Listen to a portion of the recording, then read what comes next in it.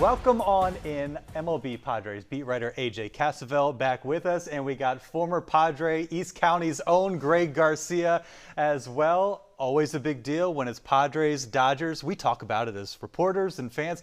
What's it like in the clubhouse during these series? Is it any different for these guys? Man, yeah, those you kind of circle those games on the calendar, right? When you get the team from up north coming down, it's always heightened intensity, kind of feels like that playoff atmosphere. So definitely you're ready to go for those games, and looked like the energy was great this week. AJ, both these series start with the Padres in, end with 2 Dodgers victories. Yeah, and obviously Saturday night was kind of maybe tough to swallow for San Diego, but on the whole, it's June. We've seen seasons in the past where the Padres beat the Dodgers in June, the Dodgers beat the Padres in October, and then vice versa. So a lot of baseball still to be played. Michael King, last 7 starts, a 5.45 ERA. Certainly not what we've come to expect from him. And Greg, we were talking before the show, his stuff is so nasty, but the movement can also maybe lead to some of these stretches where the command isn't there, right? Yeah, I think we were just chatting about that. Is his stuff it has so much movement. It's like watching a wiffle ball, really, from on TV, and that can be a detriment to him as well, because it's got to be difficult to control that. I know it's going to be difficult to hit. But it's definitely can be difficult to control. And we kind of saw that today in that inning where he kind of got away from him, walked some batters, hit some batters. But when his stuff is on, he's the best in the game. And I think we saw that in the 2024 season, kind of down the stretch, who he was when he has that command. He's one of the best pitchers in baseball. He hasn't been that guy this season. He has a competitiveness about him where he can get by. But you saw it today. When you lose that command, it can be tough against an offense like the Dodgers. Michael King has not been the best version of himself. I think he would tell you that. But I also think it's clearly in there. The stuff is that good, and the competitiveness is that good. And the issue right now is there aren't a whole lot of reliable arms. Yeah. We'll take a look at the Padres rotation and what these guys have been doing of late. And it's not a pretty sight. Michael King now 5-7, his ERA up north of 3.5. Randy Vasquez, a terrific start to his season. His numbers have cratered. He's really had a rough stretch. The most reliable arm at this point, Walker Buehler. I don't think we saw that coming before the season. Griffin Canning, they've had to go with the opener. That's been a struggle. And J.P. Sears, nice debut for him. But how much pressure, Greg, do you think is on Michael King, knowing that the rest of the rotation, other than Walker Buehler, not necessarily giving them a chance consistently game in, game out? Yeah, a lot. There's no getting around that. There's a lot of pressure on Michael right now. And, I think for us, he's the ace of the staff. And I think he's embodying that. And that comes with a lot of responsibilities, being kind of the anchor of the staff. When that guy runs out onto the mound, the San Diego Padres feel like they have a good chance to win. And I think we get that feeling. And we're going to see that moving forward. And kind of we were talking a little bit off camera is kind of where Michael King goes is where the Padres are going to go, right? And that's just kind of the reality of it. And hopefully we get some guys back healthy. But, like we talked about with Walker Buehler doing great this year. So I think it's been nice. Yeah, they're going to need to get some other things going their way in the rotation. They need to get Pivetta, Musgrove healthy as soon as possible. Obviously, you can't rush them, and they clearly are not. But you get those guys healthy. You get Michael King kind of at the front. Maybe you add a guy at the deadline. Like, this rotation is a question mark right now. It's a weakness right now, frankly. But it could be a strength by the end of the season. And that's what's really important is, like, having the guys in your rotation in September and October. But then the question is, like, how do you get there? How do you make sure that you're in that mix? Well, and what's the confidence level at this point that we're going to see some version of a healthy Pivetta and or Musgrove? I think you can't count on both being those guys. I think you can hope for it, but you need to plan for the trade deadline without knowing. Yeah. And that to me makes it very clear that they need to go add some level of starting pitcher, maybe not an ace type, but just someone they feel confident in. All right, Padres now hit the road. AJ, I think we're going to talk about the stretch ahead a little bit later, but in terms of this Cubs series, the importance of now going on the road against a fellow playoff contender. Yeah, huge, because if you kind of start doing the playoff math right now, maybe there's a couple spots available in that wild card mix. The Padres are 10 games back in the division now. You maybe rule that out, and you just look kind of logically at it. The Cubs are one of those teams they're going to be competing with directly, and the Cubs have been playing some very good baseball. Tiebreaker could be on the line. You have a chance to assert yourself ahead of the trade deadline. There's a lot at stake this week at Wrigley Field. Greg, we talk about these things all the time in the clubhouse. Does that enter into your minds at all, thinking about potential tiebreakers, this and that? We know it's a big deal when you face the Dodgers, maybe even the Braves. Yeah. But how much does that even enter your thinking when you're, especially at this stage of the year? Not so much on the tiebreakers, but you definitely want to be playing well going into the All-Star break. And I think that's what's more on the players' minds now is they got a big series against Chicago, who's and absolutely a streaky team. I think they've had a 10-game losing streak and a 10-game winning streak a couple different times this year. So looks like they're playing some good baseball now. Obviously, we'll have 4 games against LA. That's going to be another challenging series. So it'll be a good test for the Padres, and I expect them to go out there and play some good baseball and compete. When you zoom out a little bit, it's easy to have our emotions dictated by the latest game against the Dodgers. But hey, we went into last week thinking what a challenge is ahead of them. They sweep a series against the Braves, get one against the Dodgers, 4-2 this past week. Can you live with that? Yeah, absolutely. I think we were just talking about that too. It's like, yeah, if we scripted it that we're going to go 4-2 against the Braves and the Dodgers, I think we're going to take that every day. And we would have liked to have that flipped, right? If we swept the Dodgers and then maybe lost the series to the Braves. But again, Manny had a quote today. They're playing good baseball. It was a good stretch at home, and they'll get off to the road to Chicago. Yeah, record-wise, a fantastic homestand.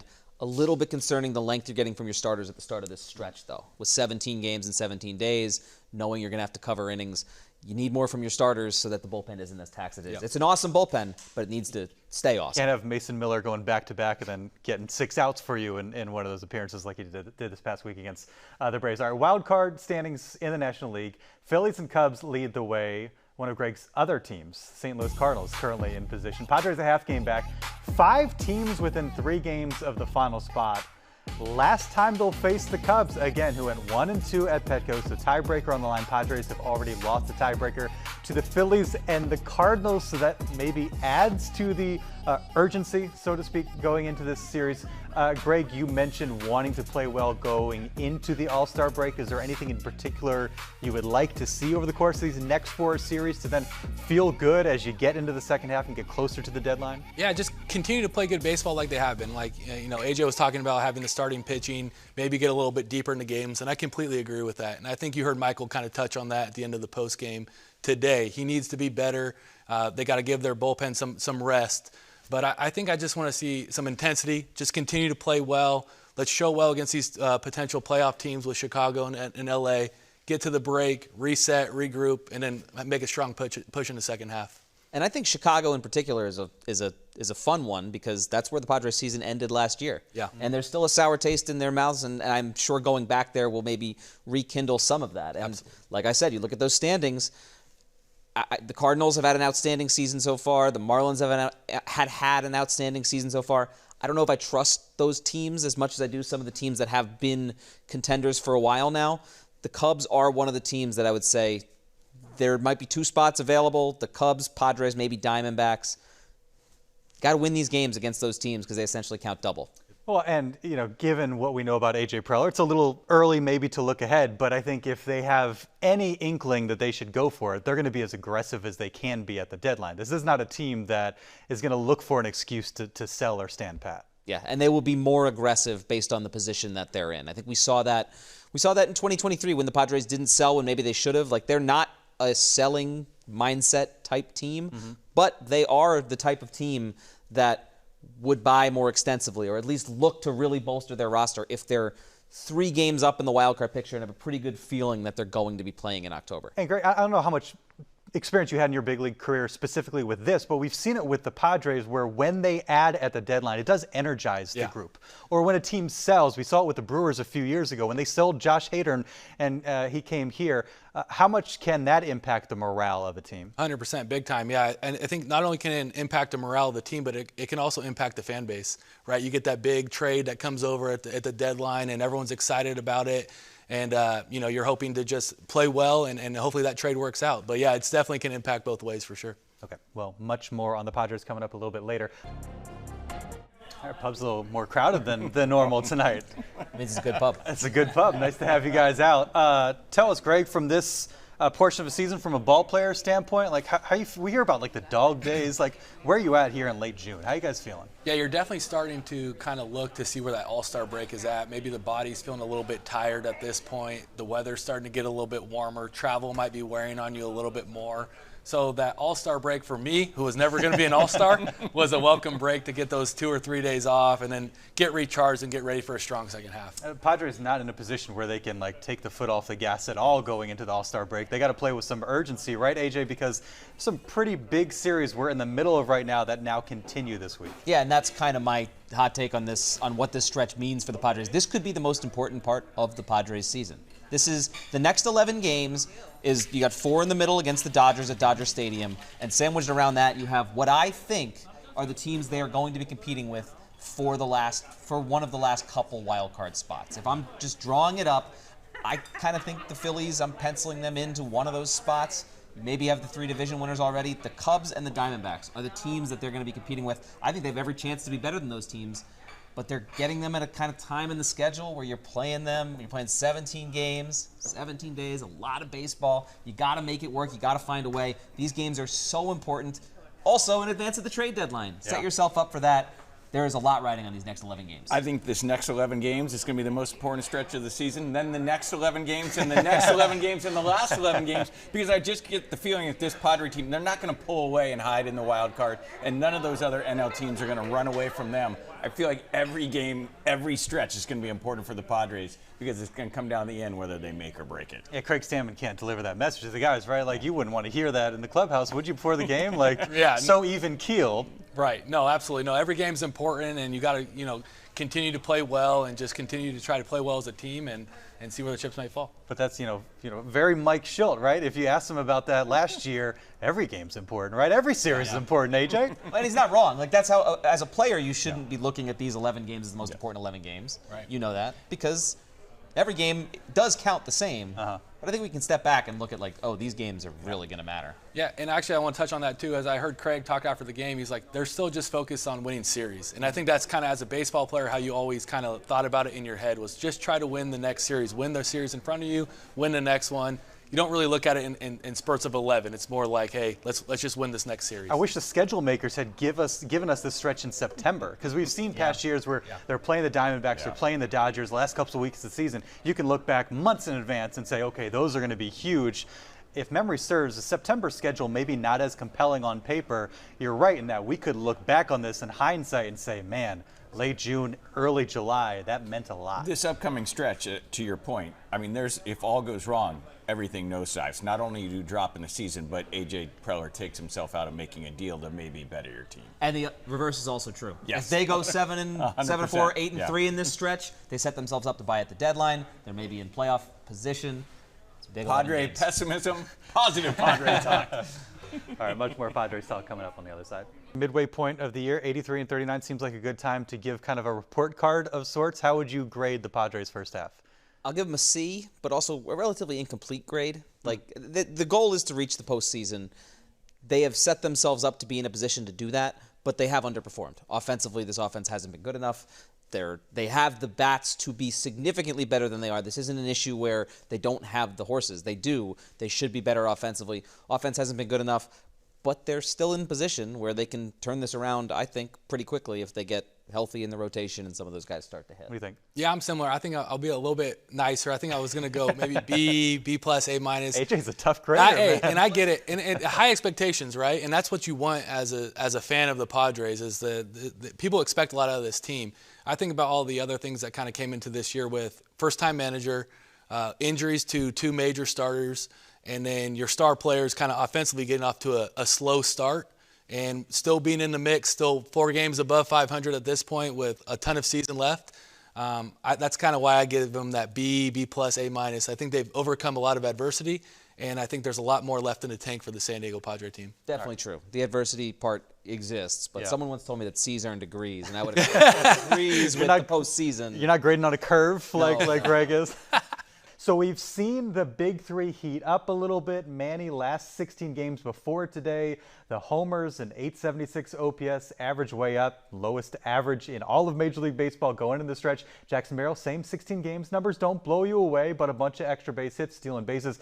Manny, now over a month now, hitting 348, 883 OPS, 3 homers, only 22 strikeouts and like 134 or so at bats. So limiting his strikeouts. Greg, one of these guys or one aspect of what they're doing that's impressed you over these last few weeks? I think all of them are just kind of sticking to the plan. They're all great players in their own right and really good offensive players. And, getting off to the slow starts that they all got off to, it takes a lot mentally to continue to grind through that.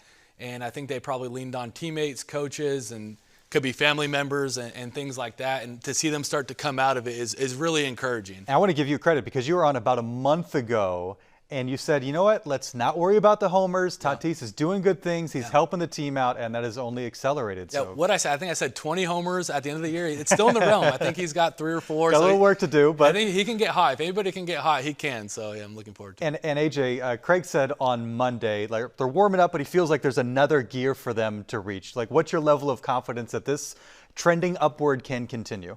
Higher now that I've seen what I've seen from Machado and Tatis lately. Merrill, I think there's obviously still some room to maybe stop chasing as much as he has been, but Machado and Tatis have started to look like themselves, maybe not the peak, unbelievable, unstoppable forces that they can be, but just like settling into the guys that are really good hitters.